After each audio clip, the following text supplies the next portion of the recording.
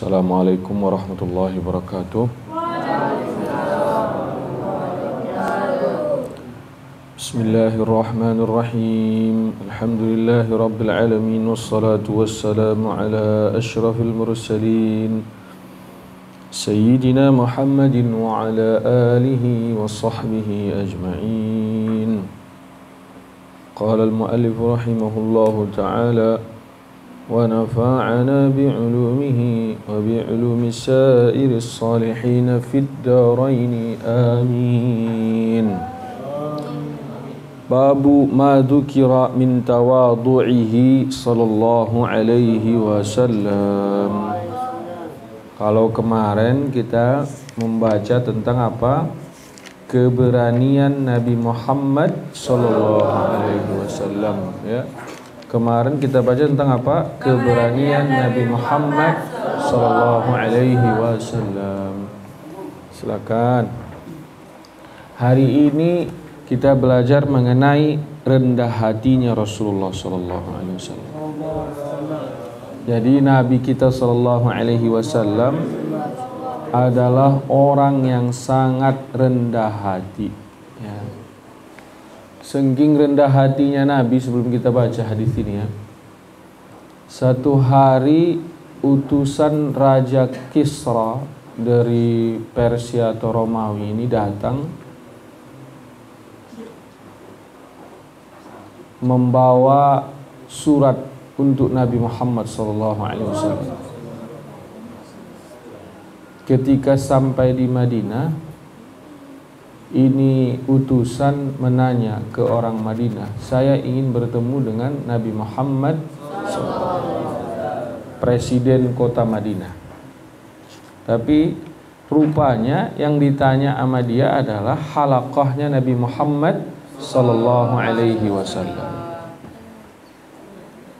Artinya apa kawan-kawan, adik-adik santri yang saya muliakan, bapak-bapak yang datang hari ini, barakallahu fikum, bahwa saking rendah hatinya Nabi sampai pakaiannya pun tidak ada bedanya dengan pakaian masyarakat biasa pada waktu itu. Ini kan kita baru jadi kiai dikit aja harus sudah pakai udeng-udeng, jubahnya harus dua, sendal dibawain santri, apalagi, ya, harus dicium bolak-balik. Kalau nggak dipanggil Pak Kiai cemberut, gitu kan. Ini di kalangan kiai ini, ya, apalagi di kalangan umat. Jadi sekali lagi ingin kita sampaikan, sunnah yang paling berat untuk diamalkan oleh umat ini, termasuk oleh tokoh agama ini, adalah akhlak Rasulullah sallallahu alaihi wasallam. Jadi orang datang dari luar negeri mau bertemu dengan Nabi Muhammad sallallahu alaihi wasallam yang statusnya adalah Rasulullah, yang statusnya adalah presidennya Madinah pada waktu itu, saking normalnya pakaian Nabi Muhammad sallallahu alaihi wasallam, orang tidak tahu kalau itu adalah Nabi Muhammad sallallahu alaihi wasallam. Apa kata cerita utusan ini? Saya baru kali ini bertemu presiden tanpa pengawalan, nggak ada pas pampresnya, tidak ada bodyguard. Kita sekarang mau ketemu Jokowi itu berlapis-lapis. Mungkin kalau kita mau ketemu Jokowi, apa urusannya yang ketemu Jokowi? Begituin kita mungkin, kan? Nggak bisa kita ketemu Jokowi. Yang ketemu Jokowi itu paling menteri, Kapolri, gitu ya kan. Kalau kita dari sini mau ketemu Jokowi, waduh, mau ngapain apa, lapisan protokolnya sangat banyak sekali, ya. Tapi kalau Nabi Muhammad sallallahu alaihi wasallam bisa ditemui di saung di depan Masjid Nabawi, bisa ditemui tanpa ada protokol apapun, tanpa ada bodyguard Rasulullah sallallahu alaihi wasallam. Nah ini, ya. Kemudian kata orang Persia atau orang Romawi yang datang ini bilang apa? Saya belum pernah melihat ada raja yang sangat dicintai oleh umatnya. Kenapa dia bilang? Ketika saya lihat Nabi Muhammad sallallahu alaihi wasallam duduk bersama para sahabat, Kemudian setelah selesai duduk, azan dikumandangkan, air wudunya Rasulullah Shallallahu Alaihi Wasallam diperebutkan oleh para sahabatnya. Karena sahabat itu meyakini betul akan berkahnya Rasulullah Shallallahu Alaihi Wasallam. Beberapa saudara-saudara kita denial atau menolak tentang berkah, seperti Salafi atau teman-teman kita Wahabi, mereka menolak pemahaman berkah. Tapi kita mempelajari di hadis ada istilah berkah. Abu Bakar As-Siddiq radhiyallahu anhu ardah sangat pede memimpin Madinah dan keluar menghadapi masyarakat di Madinah jika dia memakai rida, tahu rida enggak? Surban atau selendang yang diwariskan oleh Rasulullah SAW kepada Abu Bakar. Begitu juga Umar bin Khattab radhiyallahu anhu percaya betul kalau pakai rida itu dia lebih berwibawa. Khalid bin Walid radhiyallahu anhu ardah setiap berangkat perang, yang dia asah, yang dia periksa bukan pedangnya, bukan baju besinya, bukan topi besinya, tapi apa? Apa yang diperiksa oleh Khalid bin Walid? Apakah rambut Rasulullah SAW sudah terselip di surbannya saat dia berangkat? Kenapa? Karena dengan rambut ini Allah Subhanahu wa Ta'ala akan menjaga dia dari hal-hal yang tidak baik. Itu di hadis diceritakan, bukan saya yang bilang ya. Itu di hadis baik di Sahih Al-Bukhari atau Sahih Muslim atau Kutubus Sittah yang lain. Maka para sahabat ketika Nabi Sallallahu Alaihi Wasallam mengambil air sembahyang, apa yang mereka lakukan? Mereka rebutan mengambil bekas air wudunya Nabi Muhammad Sallallahu Alaihi Wasallam. Namun kembali lagi kita bahwa tadi yang dilihat oleh utusan raja ini bahwa Nabi Muhammad Sallallahu Alaihi Wasallam saking rendah hatinya tidak ada beda. Kalau istilah yang lagi rame di internet hari ini outfit, outfitnya siapa menantunya Abu Rizal Bakri katanya berfoto 1 miliar rupiah gitu kan. Orang di zaman ini berlomba-lomba menunjukkan kalau bajunya mahal. Orang di zaman ini berlomba-lomba menunjukkan kalau handphonenya mahal. Orang di zaman ini berlomba-lomba menunjukkan kalau motornya keren. Orang di zaman ini berlomba-lomba menunjukkan kalau rumahnya mewah. Orang di zaman ini berlomba-lomba menunjukkan kalau mobilnya mewah. Orang di zaman ini berlomba-lomba menunjukkan kalau kekayaannya banyak. Padahal baju semahal apapun lo tetap saja dipakai 5 menit kemudian akan bau keringat, gitu kan? Mobil seperti apa, semakin mahal mobil semakin merepotkan sebenarnya, ya kan? Semakin mahal mobil semakin merepotkan. Kalau kita punya mobil Avanza dibawa ke Jalan Aryaguna, kita nggak ada masalah. Cetak tak tok tak naik polisi tidur nggak apa-apa. Coba orang bawa mobil Alphard kemari, waduh, ngeremnya itu dia udah jantungan. Belum lagi lubang yang agak tinggi sebelah kanan, waduh kegesek bumper sebelah kiri, aduh langsung stres dia. Stres dia. Ya, stres. Tapi kalau kita punya uang, kalau kita punya harta, bukan dijadikan baju yang mahal ya. Baju kita Amu aja mereknya udah cukup. Harganya berapa di sini? 80.000, bukan 85.000. Itu ya. Amu aja, baju kita Amu, sarung kita apa? Wadimor. Berapa harganya? 80.000, cukup ya? Cukup nak? Udah. Kalau kau sudah berdiri, orang nggak akan lihat ini baju berapa gitu ya. Kemudian nih, ada orang kadang-kadang ingin mulia dengan pakaian. Al-libasu yukrimuka qablal julus. Itu kata orang Arab. Al-libasu, pakaian itu membuatmu terhormat sebelum engkau duduk. Ya. Wal adabu yukrimuka ba'dal julus. Ya. Al-libasu, pakaian itu kau membuat terhormat sebelum engkau bergaul di tengah-tengah masyarakat. Nah, gitu ya. Ini orang kaya ini. Tapi pas 1 jam kemudian omongnya kasar, sengak, sombong dan sebagainya. Tapi wal adabu awil akhlaqu yukrimuka ba'dal julus. Adab dan akhlak akan memuliakanmu setelah engkau bergaul di tengah-tengah masyarakat. Jadi kalau kata penyair Arab apa? Lagi, la fakhra lil binti. Ada yang tahu? La fakhra lil binti bimalbasin wa ma.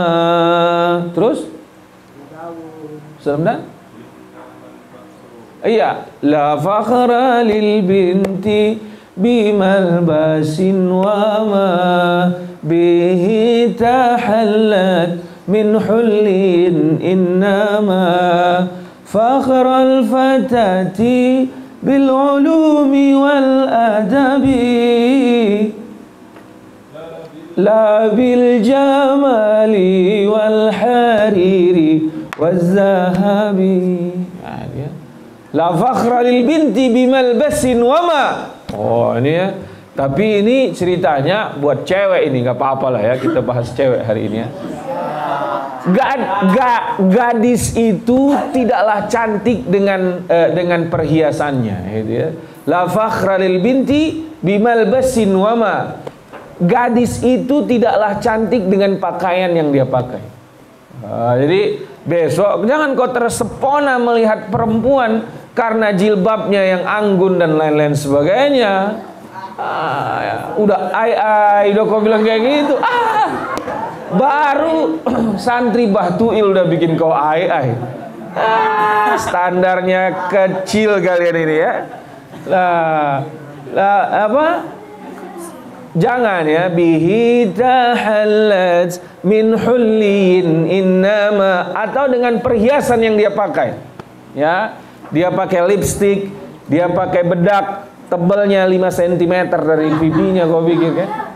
Apalagi perempuan-perempuan di zaman sekarang adalah perempuan-perempuan yang kehilangan kepercayaan dirinya, nak. Ya, atau laki-laki di zaman sekarang adalah laki-laki yang hilang percaya dirinya. Lihatlah kalian di pesantren ini, ada yang udah pakai pons, ada yang udah pakai biore supaya mulus mukanya. Bengak kau. Kalian ini dibodoh-bodohi oleh apa? Iklan. Ya iyalah. Kalau siapa artis yang kalian suka di zaman ini? Rizky. Siapa namanya? Yang main siapa? Rizky kan namanya? Siapa? Rizky Febian. Ya, dia ganteng karena bapaknya Sule ngenyalonin dia setiap hari, bukan karena pakai pons. Mustahil orang ganteng gara-gara pons. Mustahil. Kalau kau jelek mau kau pakai 14 kali per jam pons, ya nggak ganteng kau nak. Nggak usah. Ya, nggak usah. Bukan pons, bukan apalagi namanya, biore, bukan apa? Bukan. Apa? Garnier. Ya. Ini santri lu. Inna lillahi wa inna ilaihi raji'un. Ya. Maka pas cuci muka aja kerjanya. Kalau jelek nah ya udah jelek aja, nggak apa-apa. Kalau hitamnya hitam aja nggak apa-apa. Makanya perlu nih, kau ganteng, kau hebat bukan karena perhiasan atau bukan karena mulusnya mukamu. Nggak usah. Biar aja hitam. Nah, nggak apa-apa. Nggak apa-apa. Biar aja hitam, biar aja berjerawat, nggak apa-apa. Bihi tahallat min hullin innama fakhral fatati bil ulumi wal adabi Yang membuat kau ganteng dan tampan itu nanti apa? Ilmu dan akhlak. Apa? Ilmu dan akhlak. Ilmu dan apa? Akhlak. Syair ini memang ditulis kira-kira abad ketiga. Ya, abad keberapa? Abad ketiga. Tahun 300 Hijriah ditulis syair ini. Yang mana pada waktu itu manusia masih sangat ideal cara berpikirnya. Fakhral fatati bil ulumi wal adabi. Kalau ditulis syair ini sekarang oleh penyair, maka fakhral fatati bil fulusi was sayyarah. Gitu dah. Gantengnya seorang laki-laki nak bukan karena mulus mukamu, bukan. Tapi karena apa? Hepeng dan mobilnya.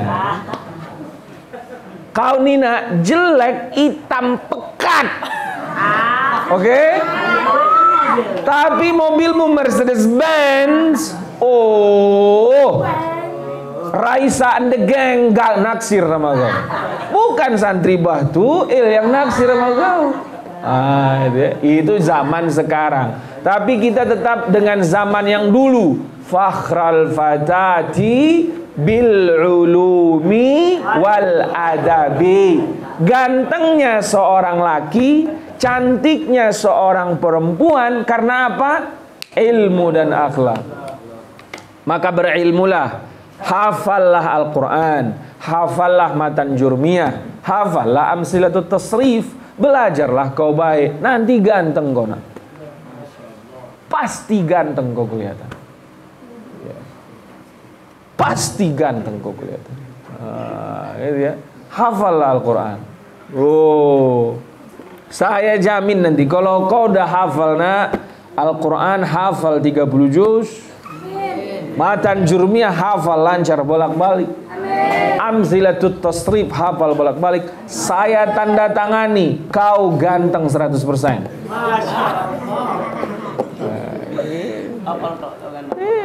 Kau kan ganteng 100%, saya jamin.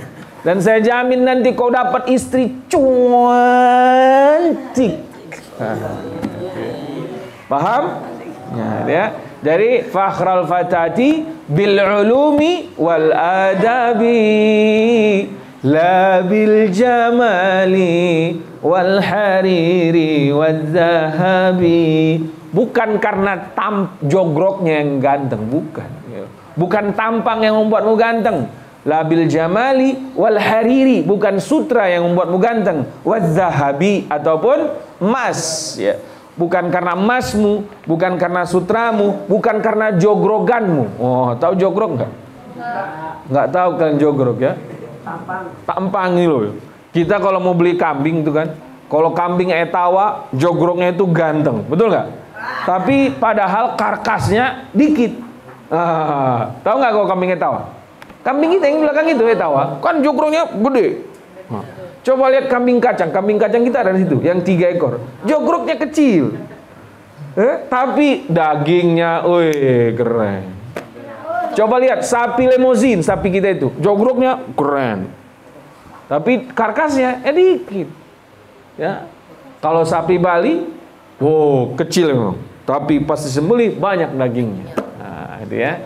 Jadi kau ganteng bukan karena jogrokan, bukan karena tampang, tapi karena apa tadi? Ilmu dan akhlak. Berilmulah, berakhlaklah, insya Allah kau ganteng 100%.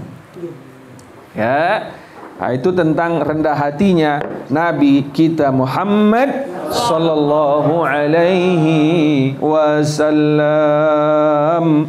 Kita sebelum kita baca hadis ini ya, kerendahan hati Nabi. Nah, dengar baik-baik ya. Nabi itu punya harta triliunan rupiah. Nabi itu jabatannya presiden di Madinah. Ya. Nabi itu punya harta triliunan rupiah. Nabi itu punya jabatan presiden di Madinah. Namun Nabi punya rumah itu luasnya cuma 6 kali 4. Berapa luas rumah Nabi? 6 kali 4. Kamar kau aja di sini 6 kali 6. Kamar kalian tidur itu 6 kali 6. Rumah Nabi berarti lebih kecil. 6 kali 4. Itulah rumah Nabi Muhammad sallallahu alaihi wasallam. Kenapa? Rendah hati. Dia ingin mengajarkan ke umatnya bahwa harta triliunan rupiah harus kau cari, tapi bukan untuk kau pakai. Tuh kalau tidur kayak gini nih nggak cocok dia jadi umat Rasulullah SAW ya. Ayo dengar baik-baik. Harta Nabi berapa tadi? Triliunan rupiah. Jabatan Nabi tadi apa? Presiden di Madinah. Tapi rumahnya berapa? 6 kali 4. Ada ulama yang mengatakan 6 kali 5. Itulah. Paling luas taksiran ulama zaman sekarang rumah Nabi hanya 6 kali 5. Tapi jangan kita bilang dia miskin, dia memilih hidup sederhana, kerendahan hati.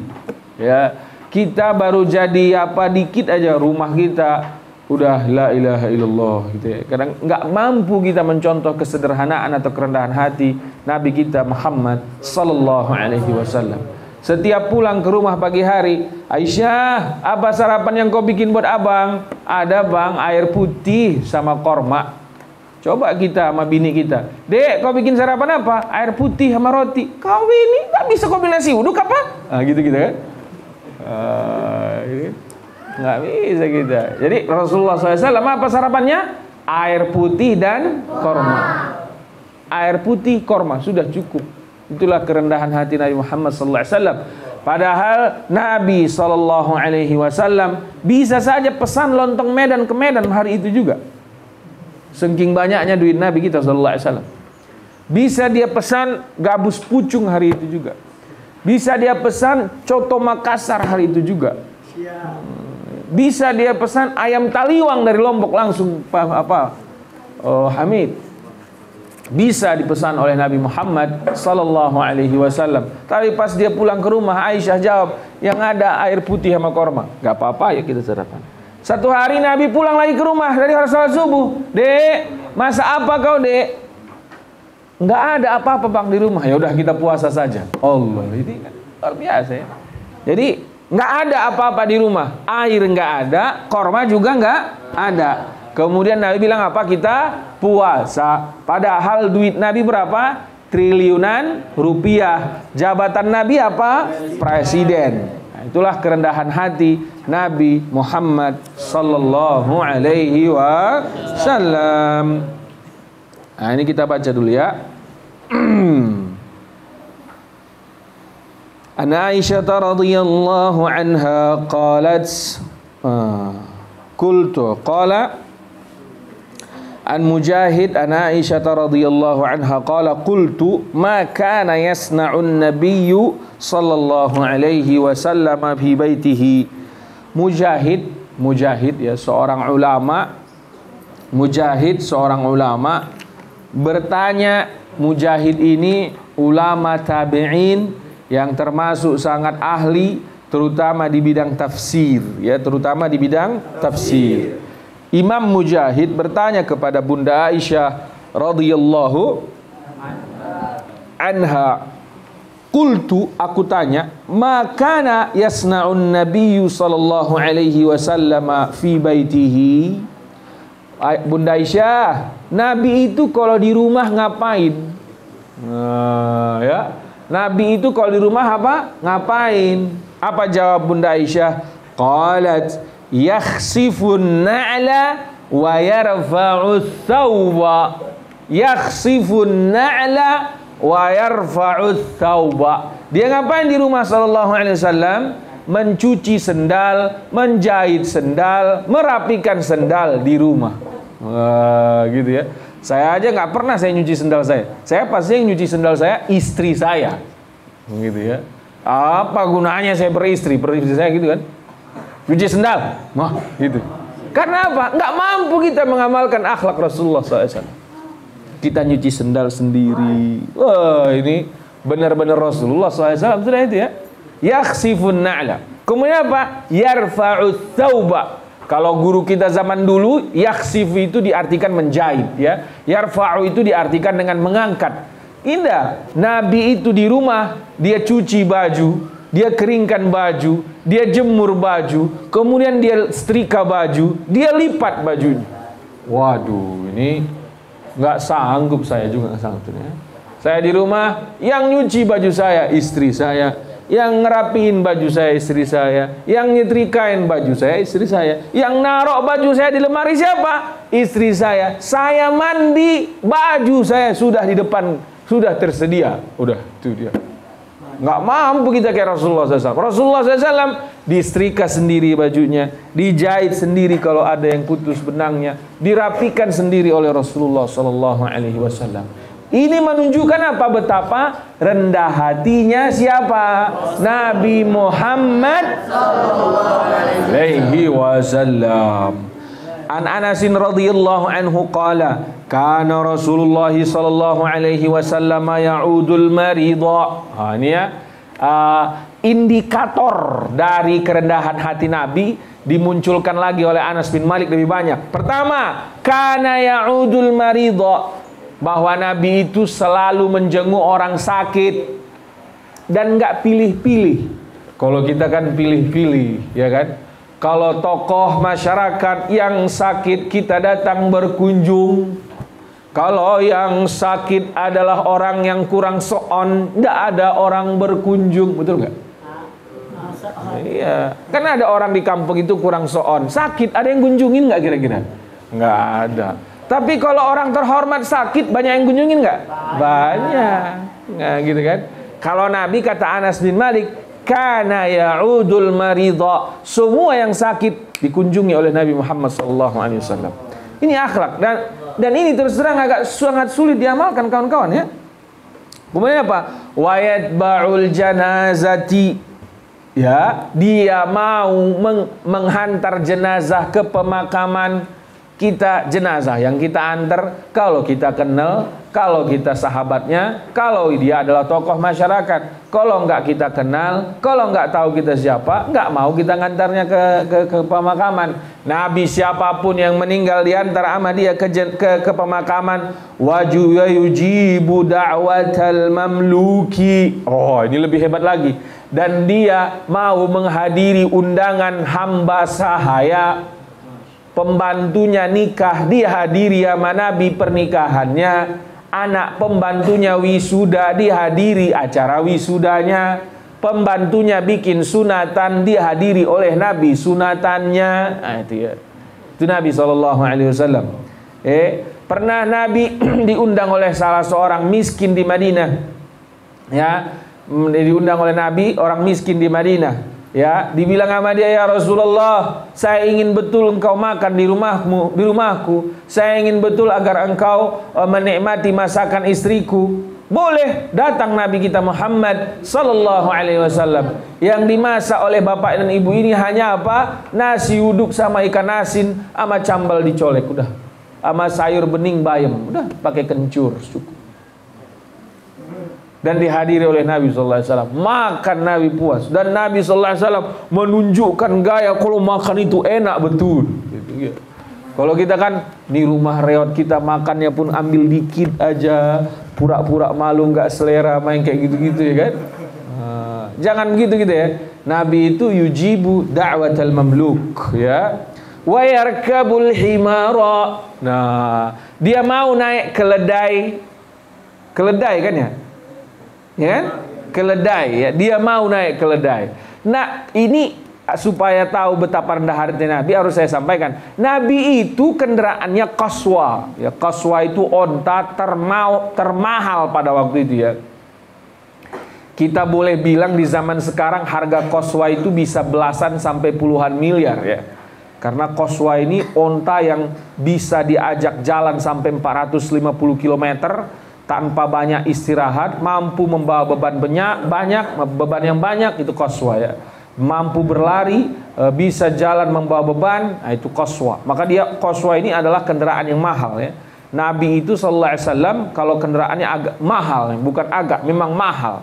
Tapi walaupun dia punya kendaraan mahal, dia mau naik himar.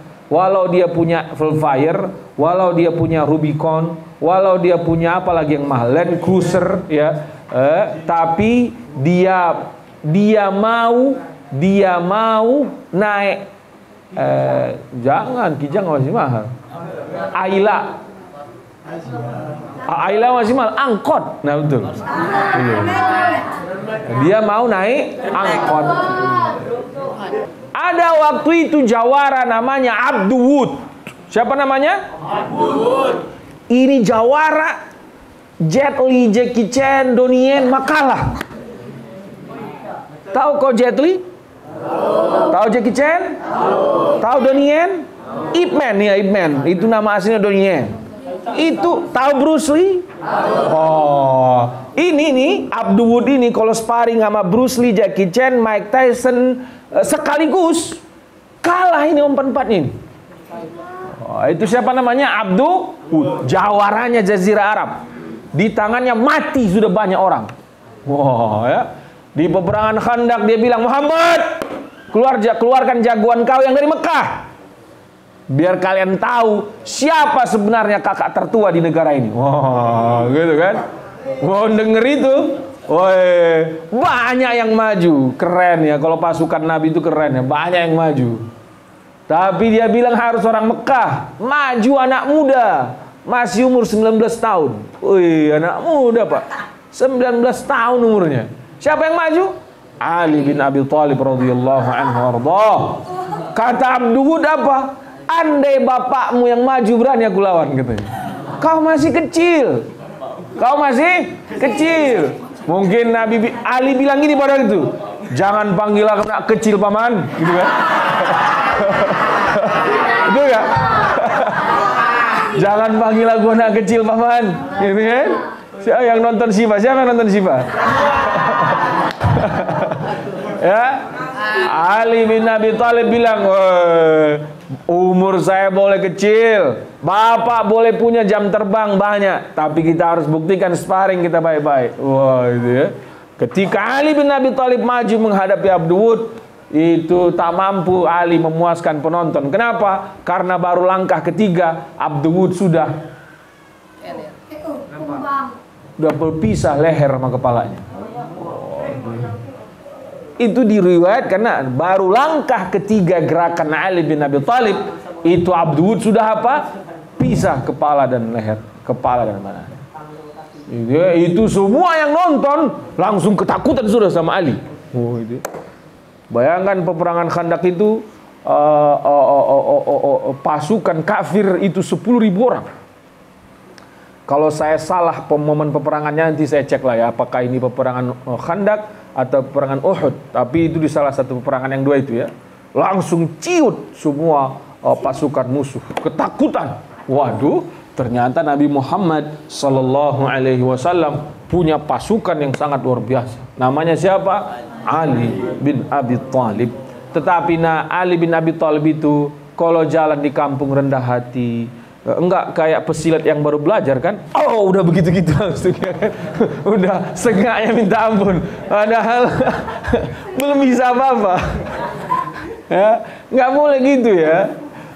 Rendah hati itu Ali bin Abi Thalib itu kayak lagi di Madinah, nggak ketahuan kalau dia jawara sebenarnya. Dia duduk, dia sopan dan santun, dia berbicara semua orang. Nah gitu ya. Jadi Nabi Muhammad SAW di hari Khaybar, di hari Quraidah, di hari Nadir memakai keledai, menunjukkan dua hal: betapa rendah hatinya Nabi Muhammad SAW. Yang kedua apa? Betapa beraninya Nabi Muhammad SAW. Karena hanya orang yang punya nyali yang berani membawa keledai di tengah-tengah berkecamuknya perang. Apalagi yang diceritakan di sini, Khaybar itu 350 kilo dari kota Mekah, dari kota Madinah. Quraidah itu kira-kira 40 sampai 50 kilo dari kota Madinah. Nadir itu kira-kira 200 atau 170 kiloan dari kota Madinah. Nah, ketika Nabi membawa keledai menunjukkan betapa rendah hatinya Nabi Muhammad sallallahu alaihi wasallam, betapa beraninya Nabi Muhammad sallallahu alaihi wasallam.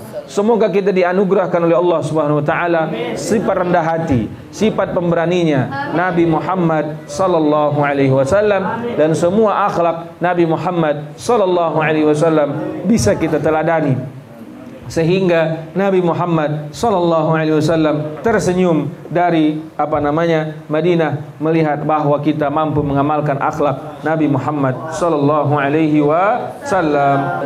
Subhanakallahumma bihamdika asyhadu an la ilaha illa anta astaghfiruka wa atubu ilaik. Assalamualaikum warahmatullahi wabarakatuh.